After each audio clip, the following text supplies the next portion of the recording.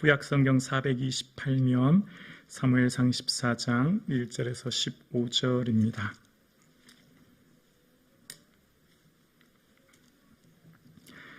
저와 여러분이 한 절씩 교독하시겠습니다.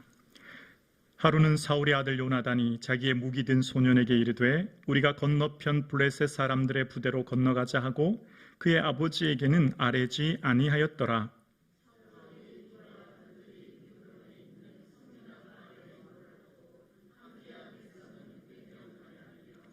아히야는 에봇을 입고 거기 있었으니 그는 이가봇의 형제 아히두베의 아들이요 비느하스의 손자요 실로에서 여호와의 제사장이 되었던 엘리의 증손이었더라.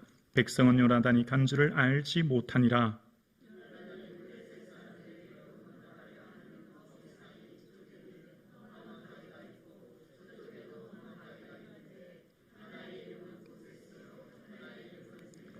한 바위는 북쪽에서 믹마스 앞에 일어섰고 하나는 남쪽에서 게바 앞에 일어섰더라.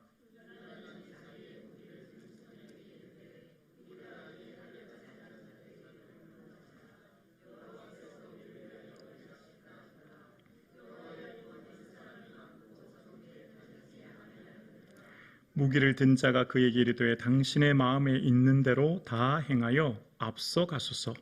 내가 당신과 마음을 같이 하여 따르리이다.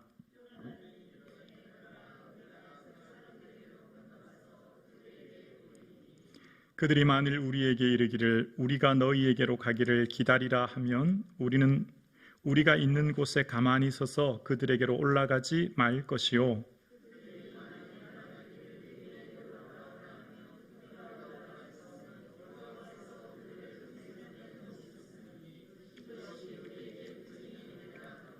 둘이 다 블레셋 사람들에게 보임에 블레셋 사람이 이르되 보라 히브리 사람이 그들이 숨었던 구멍에서 나온다 하고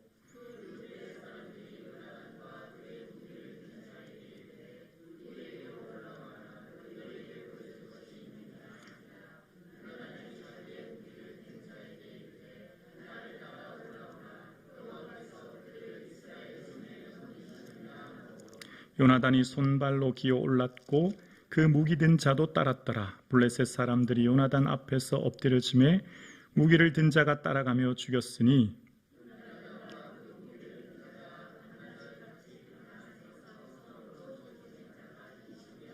함께요 들에 있는 진영과 모든 백성들이 공포에 떨었고 부대와 노략군들도 떨었으며 땅도 진동하였으니 이는 큰 떨림이었더라. 아멘. 할렐루야. 12월 첫째 주 주일 예배를 허락하신 하나님께 감사와 영광을 올려드립니다. 1월 첫 주일부터 지금 여기까지 인도하신 하나님의 그 크신 은혜가 새해에도 사랑하는 성도님들의 가정에 충만하기를 주의 이름으로 축복합니다. 아멘. 인생을 살다 보면 내 힘으로 도저히 할 수 없는 일들을 만나게 됩니다. 삶에 애쓰고 노력함에도 불구하고 예상하지 못하는 문제와 어려움을 만나기도 하죠. 오늘 본문은 한 국가의 존폐 위기, 한 국가의 운명이 결정되어지는 전쟁을 앞두고 있는 상황입니다. 그런데 이 전쟁은 이미 패배한 것과 마찬가지인 상황이 오늘 앞서 읽었던 본문에 기록되어 있습니다. 왜냐하면 이스라엘은 군사가 겨우 600명인데 반해 블레셋은 병거만 3만, 마병이 6천, 백성은 해변의 모래와 같다고 말하고 있기 때문이에요. 그러니까 이스라엘은 겨우 600명밖에 되지 않은데 반해 블레셋은 셀 수 없이 많은 군사가 있었기에 이것은 보나마나 전쟁에서 패한 거나 마찬가지인 상황이 전제가 되고 있는 것이죠. 그러니까 이런 위급하고 급박한 상황 가운데 배경이 오늘 본문이었고 이런 상황 가운데 사울이 이 전쟁을 이기기 위한 묘책을 생각합니다. 먼저 본문을 보면 1절과 2절, 3절을 제가 봉독해 드립니다. 하루는 사울의 아들 요나단이 자기의 무기를 든 소년에게 이르되 우리가 건너편 블레셋 사람들의 부대로 건너가자 하고 그의 아버지에게는 아뢰지 아니하였더라. 사울이 기브와 변두리 미그론에 있는 석류나무 아래 머물렀고 함께한 백성은 600명 가량이며 아히야는 에봇을 입고 거기 있었으니 그는 이가봇의 형제 아히두베의 아들이요 비느하스의 손자요 실로에서 여호와의 제사장이 되었던 엘리의 증손이었더라. 백성은 요나단이 간 줄을 알지 못하니라 라고 이야기합니다. 지금 이스라엘 백성들의 상황이 군사가 너무 작은 상황이었고, 그때 요나단은 무기 든 자와 함께 블레셋 땅으로 공격하여 들어간 것을 아버지에게 아뢰지 않은 상황이었고요. 특별히 3절에 보면 조금 다른 본문과는 조금 다른 사무엘의 묘책이 등장하는데 3절에 이렇게 말합니다. 아이야는 에봇을 입고 어디 있었냐면 거기 있었으니 라고 본문이 이야기합니다. 자, 우리의 삶 가운데 신앙생활을 하며 인생을 사는 데 있어서 아주 중요한 것이 자기가 있어야 할 자리를 잘 분별하는 지혜예요.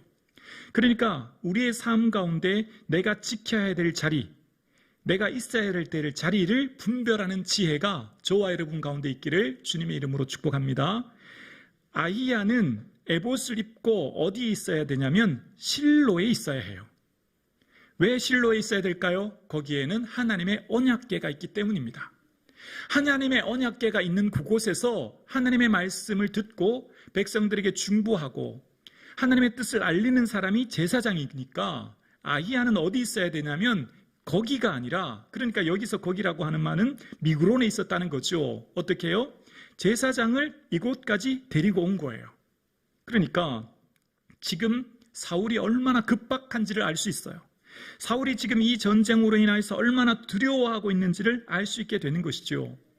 그래서 우리의 삶 가운데 분별할 수 있는 지혜가 뭘까요? 제사장은 제사장이 있어야 될 자리.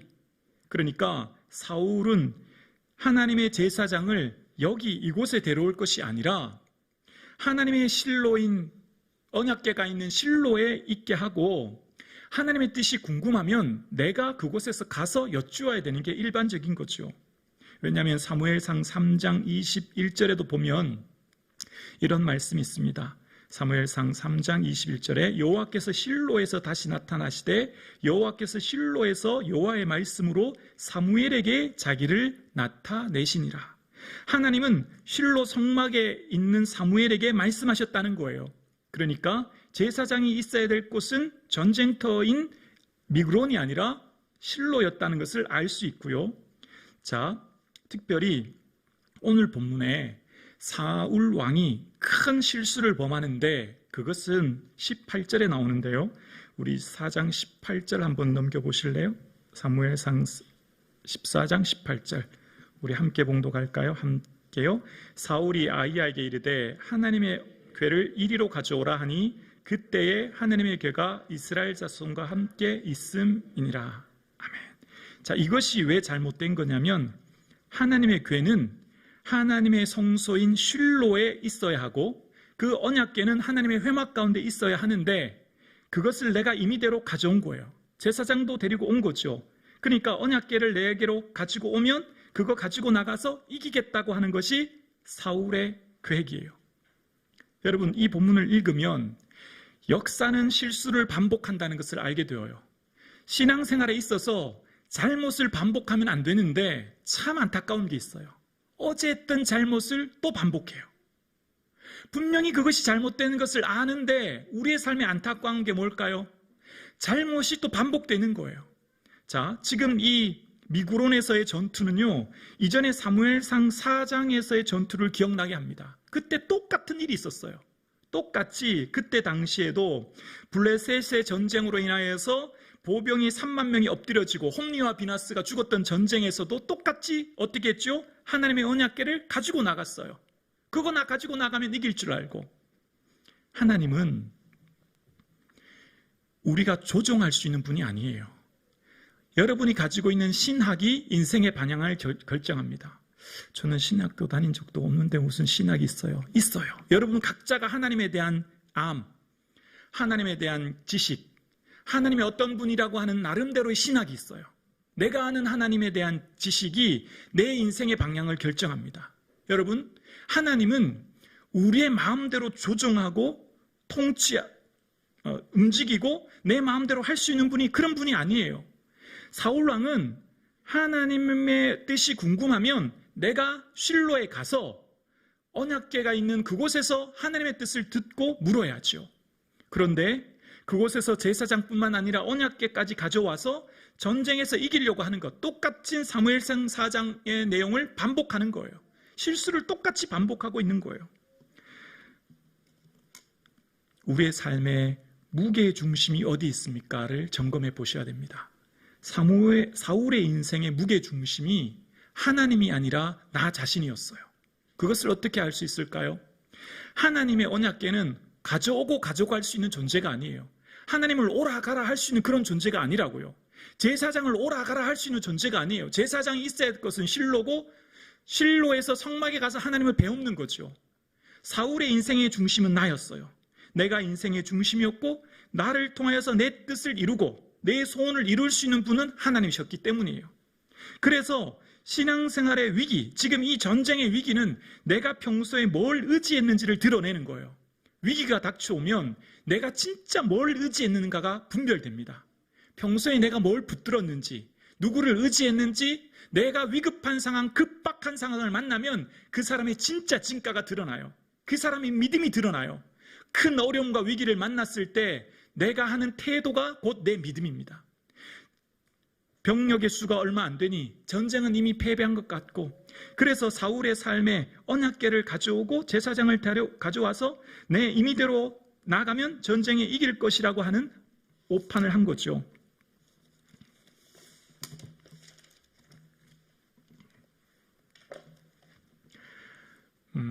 하나님은 인격적인 분이시거든요. 하나님은 우리에게 말씀하신 내용이 사무엘상 2장 29절에 이런 말씀을 하셨어요. 사무엘상 2장 29절에 보면 엘리에게 하시는 말씀이었는데요. 엘리가 아들을 너무 귀하게 여기고 아들의 잘못을 책망하지 않자 하나님이 사무엘상 2장 30절에 보면 자막 있을까요? 네. 노란색 글씨 함께 읽어볼까요? 시작. 나를 존중히 여기는 자를 내가 존중히 여기고 나를 멸시하는 자를 내가 경멸하리라. 여러분, 언약궤는 하나님에 대한 임재의 상징이에요. 언약궤를 어떻게 다루느냐는 내가 하나님을 어떻게 대하느냐는 태도가 드러나는 거예요. 영이신 하나님은 온 우주 만물에 충만하세요. 산과 들과 모든 만물이 주의 것이에요.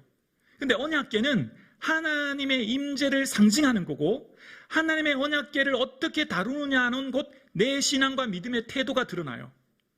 다윗은 하나님의 언약궤가 오벳 에돔에서 다윗 성으로 가져올 때 너무 두려웠어요. 한편으로는 두렵고 한편으로는 너무 기뻤죠. 그래서 언약궤를 가지고 올 때 너무 기쁜 거예요.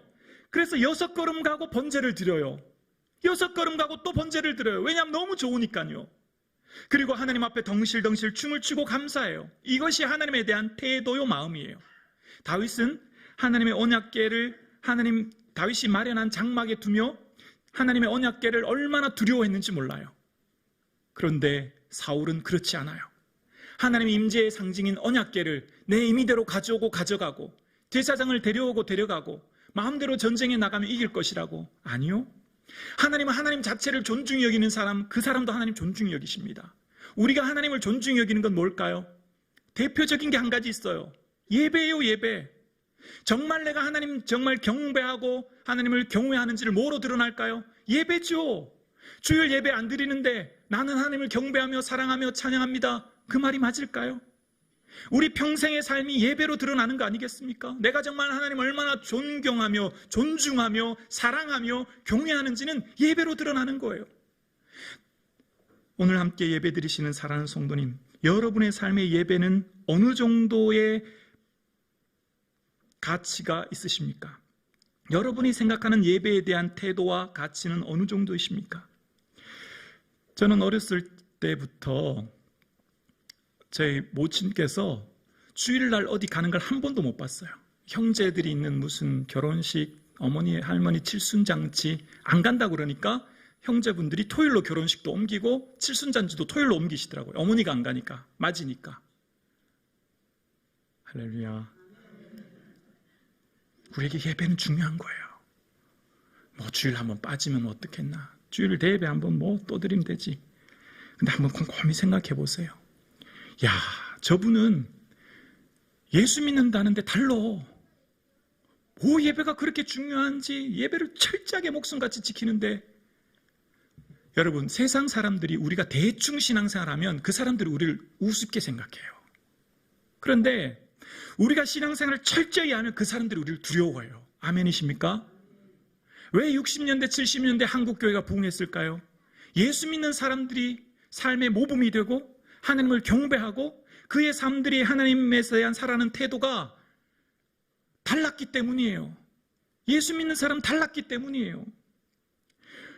오늘 예배 드리시는 사랑하는 성도님, 우리의 삶 가운데 하나님을 사랑하는 것, 하나님을 경배하는 것, 우리가 불가능한 걸 원하는 분은 결코 아니에요.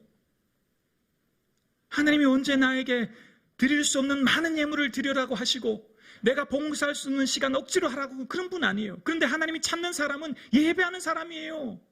영과 진리로 예배하는 사람을 하나님 찾으세요. 예물 드려라, 봉사해라, 뭐 해라는 분이 아니고요. 나를 좀 두려워하고 경배하고 나를 좀 마주보고 나와 깊은 사귐 있기를 주님은 원하시는 거예요.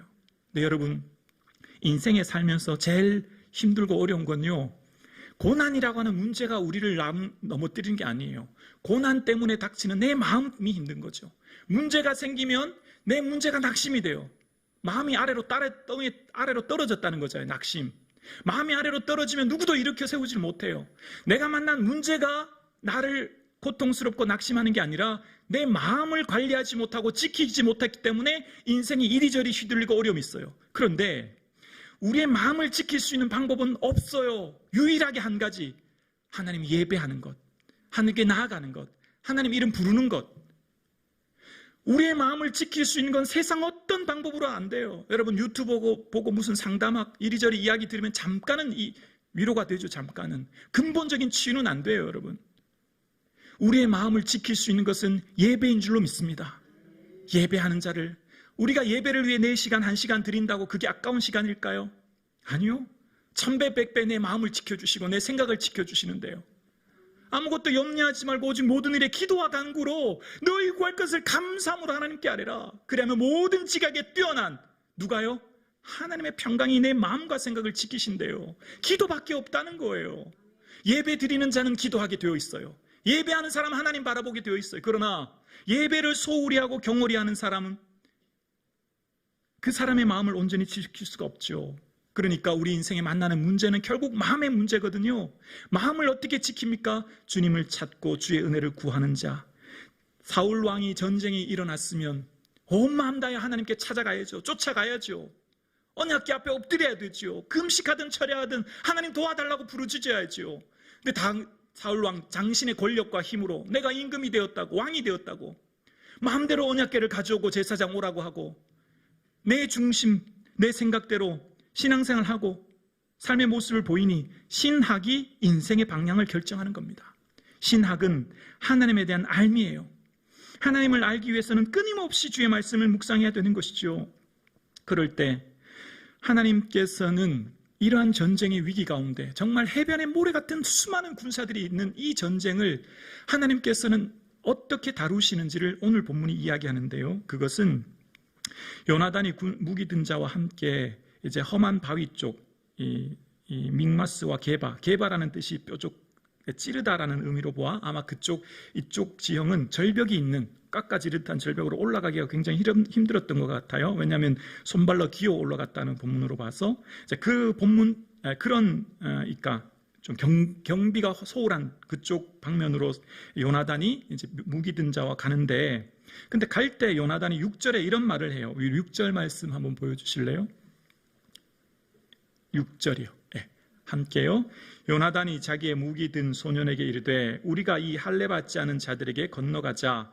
여호와께서 우리를 위하여 일하실까 하노라. 여호와의 구원은 사람이 많고 적음에 달리지 아니하였느니라. 아멘. 믿음은 세상의 판을 바꾸는, 흐름을 바꾸는 것입니다. 믿음은 세상에서 앞장서서 최고가 되고 인류가 되고 으뜸이 되는 것을 넘어 세상의 가치와 흐름과 판도를 바꾸는 게 믿음이에요. 성도는 세상 사람들보다 앞서고 많이 가지고 누리는 것, 추구하기보다 세상의 잘못된 가치의 흐름판도 자체를 바꾸는 게 믿음인 거예요.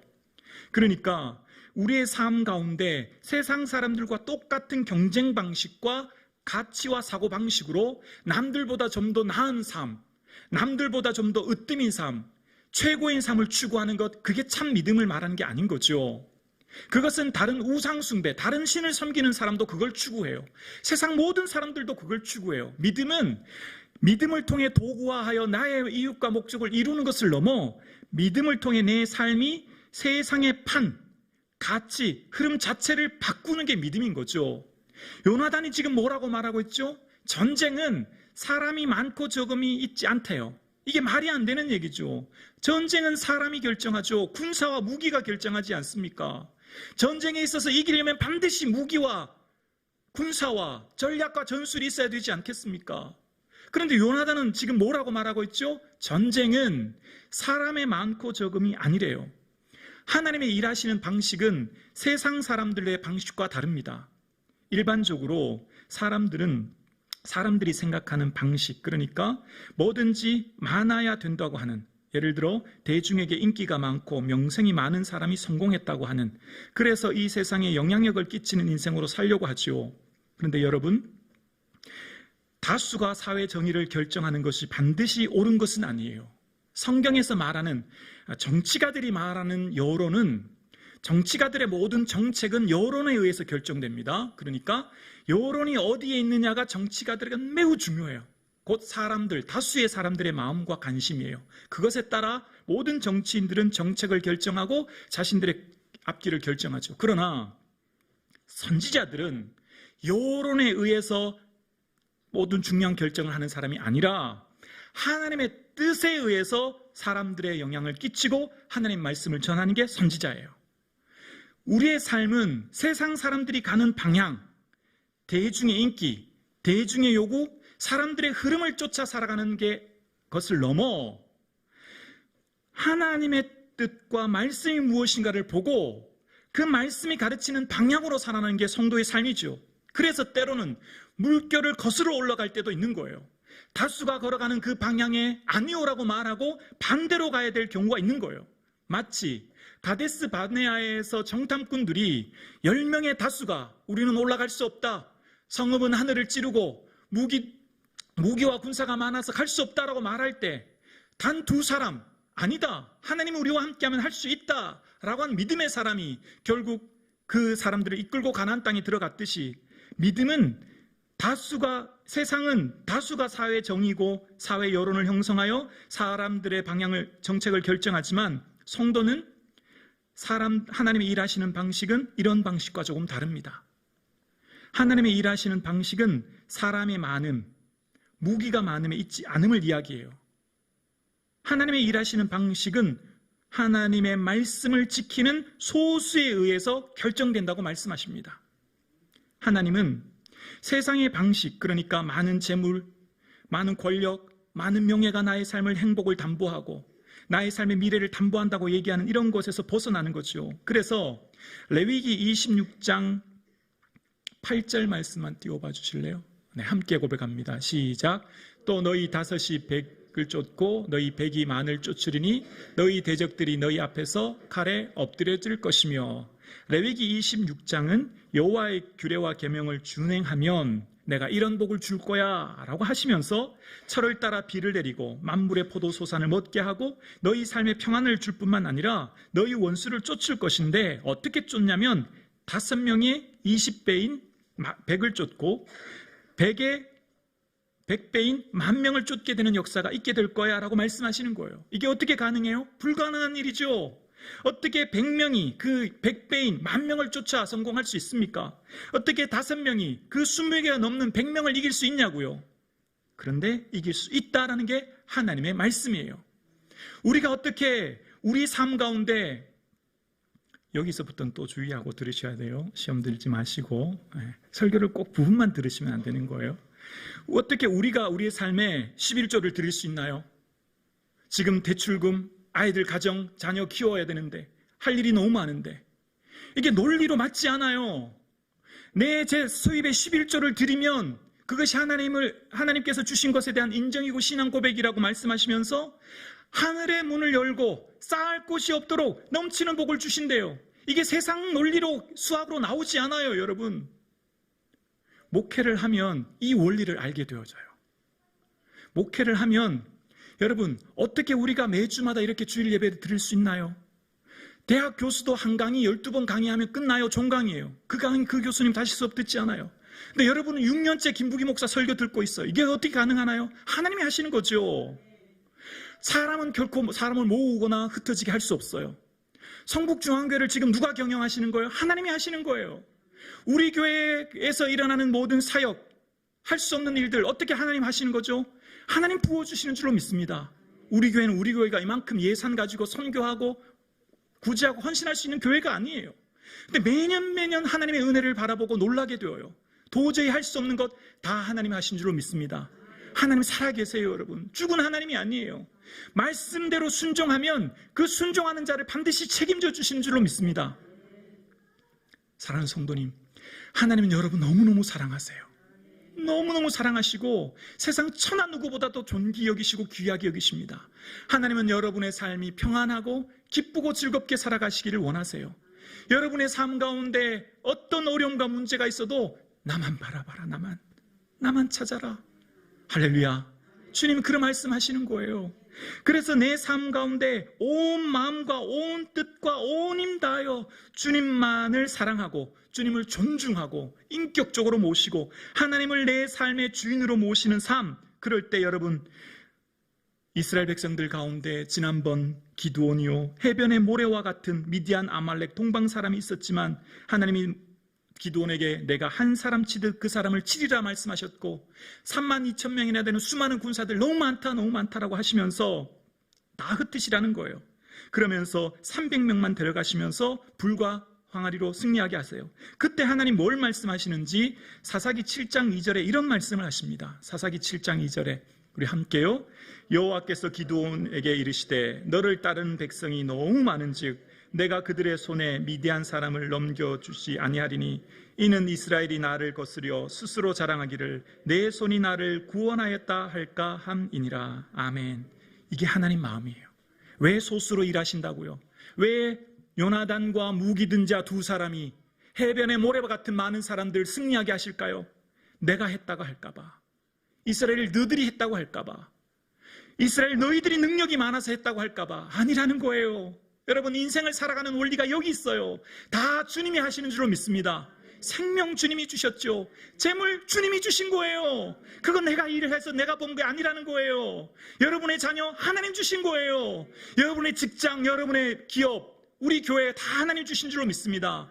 그런데 하나님 싫어하는 게 어떤 사람일까요? 교만한 사람을 제일 싫어하세요. 내가 했다, 내 것이다, 내가 이루었다는 사람 제일 싫어하는 거예요. 그래서 하나님이 기드온에게 너무 많다, 너무 많아, 다 흩어라. 300명이면 된다. 해변의 모래 같은 많은 사람들인데 왜요? 내가 했다고 할까봐. 여러분, 한 해를 어떻게 사셨어요? 2023년 어떻게 사셨어요? 알고 보면 다 하나님 은혜예요. 하나님께서 일거수일투정 다 신경 써주셔서 오늘 살게 하신 거예요. 그러니 내가 했다, 내가 이루었다, 내 능력으로 살았다 하는 그 인생을 하나님 싫어하시는 거예요. 교만한 인생을 하나님 싫어하시는 거죠. 모든 것이 주님의 은혜입니다. 할렐루야. 모든 것이 주께서 이루셨습니다. 모든 것이 주님의 은혜입니다라고 고백하는 그 사람을 통해 일하시는 거예요. 세속 역사는 다수가 모든 것을 결정하고 사람이 많은 것이 성공이라고 얘기하고 사람들의 여론에 따라 살아가지만 구속사, 하나님이 이루시는 구속의 원리는 소수를 통해 일하시고 소수의 믿음의 사람을 통하여서 하나님의 역사를 이루어 가시는 것입니다. 그 중심에는 오직 하나님이 다 이루신다라고 하는 신앙의 고백을 하게 하시기 위함인 거예요. 해변의 모래보다 많은 군사들이 있는 이곳에 요나단이 무기 든 소년 하나 데리고 두 사람이 나가서 그 많은 사람을 이기게 하십니다. 마치 에스더와 모르드게처럼, 바울과 바나바처럼, 모세와 여호수아처럼 하나님께서는 소수의 사람을 통하여 그 일을 이루어 가시는 거예요. 그러면서 하나님께서는 무기 든 한 사람을 통하여 함께 협력하게 하십니다. 7절입니다. 7절이요. 24장 오늘 보면 7절이요. 함께요. 무기를 든 자가 그에게 이르되 당신의 마음에 있는 대로 다 행하여 앞서가소서. 내가 당신과 마음을 같이하여 따르리이다. 아멘. 하나님은 사람을 통하여 주의 일을 하게 하십니다. 하나님은 우리의 삶을 위로하실 때 내 옆에 있는 사람을 통해 위로하게 하시기도 하고 내 삶을 격려하시기도 하십니다. 이렇게 사역을 하고 교회를 섬기다 보면 가끔 성도님들이 저에게 문자를 주시는 경우가 있어요. 그런데 그 문자 주시는 그 타이밍, 그때 정말 마음이 참 힘들고 어렵고 낙심되고 무거울 때 그 문자 하나가 얼마나 위로가 되고 힘을 주고 격려를 주는지 몰라요. 하나님은 내 옆에 있는 사람을 통해 나를 위로하게 하십니다. 여러분 지금 주위에 누가 계십니까? 하나님은 그분을 통해 나를 위로하게 하시는 위로자예요. 하나님 그분을 통해 나의 삶을 새롭게 하시는 참된 동역자입니다. 함께 예배드리시는 성북중앙 가족 여러분, 지금 내 옆에 있는 성도님들이 하나님 보내신 나의 위로자인 줄로 믿습니다. 무기 든 자 한 사람, 그 사람이 요나단에게는 위로자였어요. 그 사람이 요나단에게는 하나님 보내신 천군 만마보다 더 큰 하나님의 군사셨습니다. 당신의 마음과 같이 내가 따르리이다. 마음을 같이 하는 것, 마음이 하나 되는 것. 여러분 교회는 어떤 곳이죠? 한 마음 한 뜻으로 예수님 섬기는 곳이 교회인 줄로 믿습니다. 교회는 하나 되는 곳이죠. 한 마음과 한 뜻으로 복음 신앙을 위해 협력하는 것이 교회예요. 그래서 사단은 이걸 제일 싫어해요. 사단은 언제나 이간질해요. 사단은 언제나 내 옆에 있는 사람이 위로자가 아니라 나에게 상처 주는 사람으로 보이게 하고, 사단은 언제나 내 옆에 있는 사람이 나에게 위로의 말을 해주고 격려해 주기보다 나를 상처 주고 아프게 하는 사람으로 보이게 하고 들리게 하는 것이죠. 오늘 함께 예배드리시는 사랑하는 성도님, 몸된 교회에는 오직 예수님이 주인 되신 줄로 믿습니다. 요나단의 무기된 자가 요나단과 함께 내가 당신의 마음과 같이 당신을 따르리이다 생각하고, 비록 목숨 내걸고 나가는 전투 상황 가운데서도 자신의 모든 것을 내어 맡기고 나갔던 그 무기든 소년 한 사람을 통하여 하나님은 요나단을 위로하게 하시고 전쟁에서 승리하게 하시는 놀라운 역사를 이루셨던 것을 보게 되어집니다. 마음을 같이 하는 것, 이것이 바로 세상 그 어떤 것보다도 강력한 힘이 있다는 것을 오늘 본문이 이야기하는 거예요. 두 사람이 마음을 같이하여 하나님의 위대한 역사를 이루셨다는 겁니다. 교회는 많은 사람이 다 일하는 게 아니라 소수를 통해 일하시는 거예요. 소수 순종하는 그 한 사람이 위대한 역사를 이루는 줄로 믿습니다. 그래서 하나님께 순종하는 사람, 주님 내가 여기 있습니다 라고 고백하는 그 한 사람을 통하여 하나님의 위대한 역사를 이루어 가십니다. 그러므로 여러분, 요나단에게는 하나님이 무기든 소년을 보내심으로 마음을 같이하게 하여 그 깎아지는 듯한 절벽을 기어 올라가 전쟁에서 승리하게 하시는 하나님의 은혜를 이루셨듯이, 하나님은 오늘도 하나님 마음에 합한, 하나님 찾으시는 소수의 창조적인 한 사람을 지금도 찾고 계십니다. 하나님께서는 다수로 일하시는 분이 아니라 소수에 순종하는 그 한 사람을 통하여 위대한 하나님의 역사를 이루시는 것을 바라보시고, 힘이 많고 사람이 많아서 전쟁에 이기는 것이 아니라 하나님만 의지하고 주님만 바라보는 그 사람을 통하여 전쟁에서 승리케 하고 한다고 사실을 기억하는 저와 여러분 되실 수 있기를 주님의 이름으로 축원합니다.